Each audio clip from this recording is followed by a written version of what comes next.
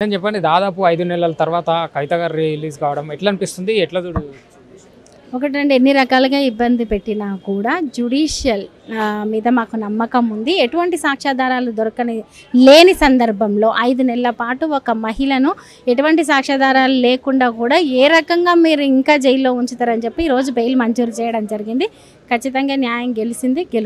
రేపు ఇది అక్రమమైన కేసు అని కూడా కొట్టివేయబడుతుంది. అంటే ఢిల్లీలో బీజేపీ వాళ్ళ కాళ్ళు పట్టుకున్నందుకే ఈరోజు బీఆర్ఎస్ పార్టీని బీజేపీలా విల్లం చేసే సందర్భాలు కనిపిస్తున్నాయి. చీకటి ఒప్పందాలు, అందుకే కవిత బయటికి రావడం జరిగిందని కాంగ్రెస్ పార్టీ వాళ్ళు ఆరోపిస్తున్నారు. ఇప్పుడు మొన్న మనీష్ సిసోడియా గారికి బెయిల్ వచ్చింది ఇదే కేసు విషయంలో. అంతకుముందు కేజ్రీవాల్ గారికి బెయిల్ వచ్చింది. మరి అప్పుడు ఇదే కాంగ్రెస్ పార్టీ, ఇదే రాహుల్ గాంధీ గారు, ఇదే ప్రియాంక గాంధీ గారు, ఇదే ఖర్గే గారు ఏం మాట్లాడారో రాష్ట్రంలో ఉన్న కాంగ్రెస్ పార్టీ శ్రేణులను చూడమని చెప్తున్నాం మేము. అంటే ఇదే కేసు విషయంలో కేంద్రంలో ఒక వాదన, ఇక్కడ రాష్ట్రానికి వచ్చేసరికి ఒక రకంగా మాట్లాడడం మీకు ఏమైనా పద్ధతి అనిపిస్తుందా అని. వాళ్ళు నోటికి వచ్చిన స్టేట్మెంట్లు ఎన్నైనా మాట్లాడతారు, ఏమైనా చేస్తారండి. ఫస్ట్ మనము ఈరోజు వాదనలు విన్నాము. 5 నెలల పాటు ఈడీ కావచ్చు, సిబిఐ కావచ్చు ఎటువంటి సాక్ష్యాలు ఎందుకు సేకరించలేకపోయింది? కనీసం మీరు చెప్పిన 100 కోట్ల రికవరీ కూడా చేయలేకపోయిందనే కదా ఈరోజు సుప్రీంకోర్టు బెయిల్ మంజూరు చేసింది. మరి అటువంటప్పుడు సుప్రీంకోర్టును ఎవరు చట్టాల మీద వాళ్ళకి నమ్మకం లేదేమో, మాకు నమ్మకాలు ఉన్నాయి. కోర్టును ఎవరు మభ్యపెట్టగలుగుతారండి? కోర్టు ఇచ్చిన తీర్పుని ఎవరైనా వహించాల్సిందే. కాబట్టి కోర్టే చెప్పింది ఈరోజు సాక్ష్యాలు లేవు. సాక్ష్యాలు లేనప్పటికీ కూడా మీరు 5 నెలల పాటు ఎందుకు మహిళను నిర్బంధిస్తున్నారు జైల్లో అని చెప్పింది. ఎందుకు 100 కోట్లు రికవరీ చేయలేకపోయారని చెప్పింది.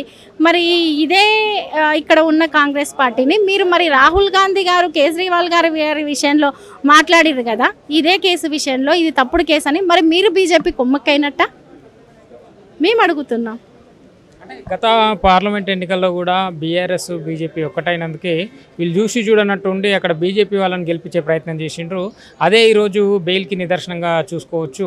బీజేపీ వాళ్ళ కాలేజీలో పడ్డందుకే ఈరోజు కవిత బెయిల్ మంజూరైంది, బయటకు వచ్చిందని చెప్పి వాళ్ళు మాట్లాడారు. ఇప్పుడు మేమంటామండి, ఇక్కడ ఉన్న రేవంత్ రెడ్డి గారు కూడా బడే బాయ్ చోటా బాయ్ అని మాట్లాడుతూ బీజేపీ పార్టీకి కొమ్ముక్కయ్యరని మాట్లాడతాము. పైన ఉన్న కాంగ్రెస్ పార్టీ ఆదానిని తిడితే ఇక్కడ ఉన్న రేవంత్ రెడ్డి గారు ఆదానికి రెడ్ కార్పెట్ పలుకుతుర్రు, ఏసీ మరి స్వాగతం పలుకుతుర్రు అని మాట్లాడతాము. మరి ఇక్కడ ఉన్న కాంగ్రెస్ పార్టీలోనే బీజేపీ శ్రేణులు ఉన్నారని మాట్లాడతాము. నోటికి ఏదన్నా మాట్లాడవచ్చు, ఎన్నైనా మాట్లాడవచ్చు. ఒకటి, ఈరోజు మీరు చేసిన ఆరోపణలన్నీ ఎప్పటికప్పుడు తప్పు అనే బీఆర్ఎస్ పార్టీ నిరూపిస్తూనే ఉంది. అలాగే ఈ కేసు విషయంలో కూడా కాలమే సరైన తీర్పిస్తుందని చెప్పిన సందర్భంలో ఈరోజు కాలం ఈ రకమైన తీర్పిచ్చింది. న్యాయము నిజము అనేది నిలకడగా తెలుస్తుంది.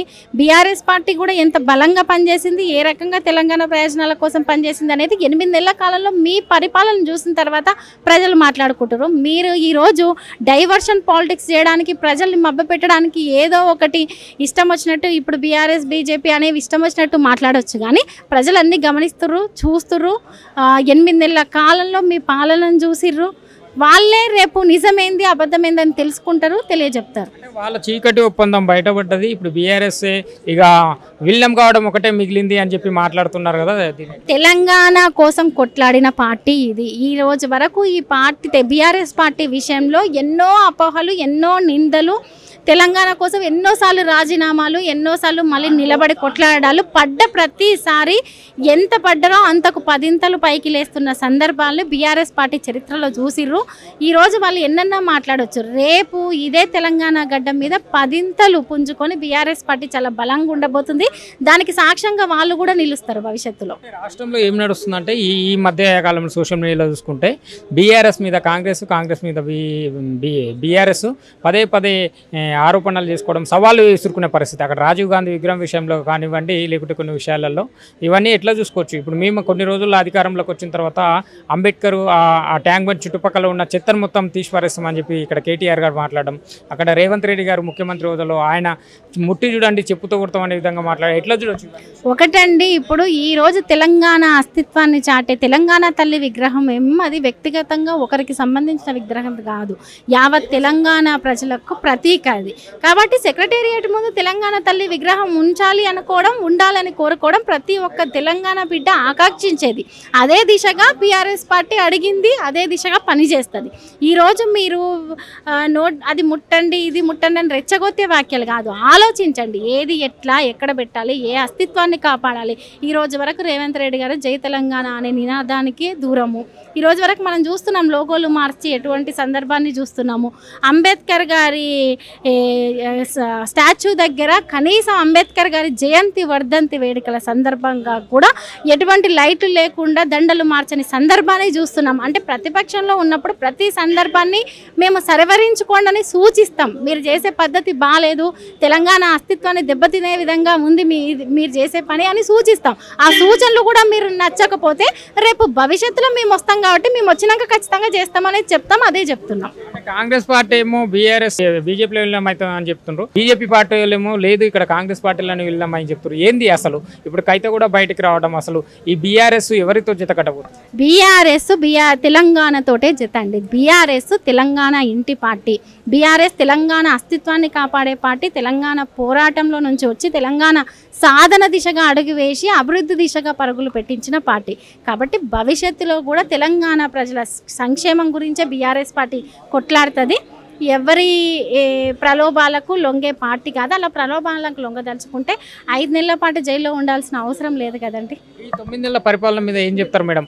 ఇక్కడ చూసుకుంటే సాయి చందన్న గారు కూడా ఉమ్మడి మహబూబ్నగర్కి చెందిన వ్యక్తి, ఇక్కడ ఈ రాష్ట్ర ముఖ్యమంత్రి కూడా ఉమ్మడి మహబూబ్నగర్కి చెందిన వ్యక్తి. ఇక్కడ మొన్ననే షాద్నగర్ దళిత మహిళల పైన 3rd డిగ్రీ అలాంటి ఎలా చూడొచ్చు ఇలాంటి విషయాలు? ఒకటండి, ఈరోజు ఇంతకుముందు ఫ్రెండ్లీ పోలీస్గా ఉండేది. ఇంతకుముందు చట్టాలను అంత భయంకరంగా చేతులకు తీసుకొని ఒక వ్యవస్థనే నిర్మాణం చేసుకున్నాం మనం తెలంగాణలో.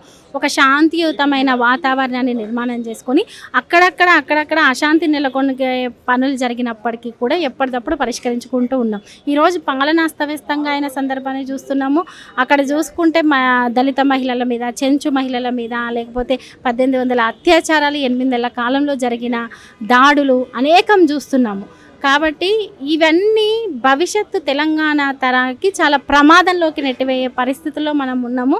ఖచ్చితంగా బీఆర్ఎస్ పార్టీ వీటన్నిటి పట్ల కొట్లాడుతుంది. రేపు బీఆర్ఎస్ పార్టీ భవిష్యత్తులో ఖచ్చితంగా అధికారంలోకి వచ్చిన తర్వాత మళ్ళీ అస్తవ్యస్తమైన పాలన సరిదిద్దుతుంది.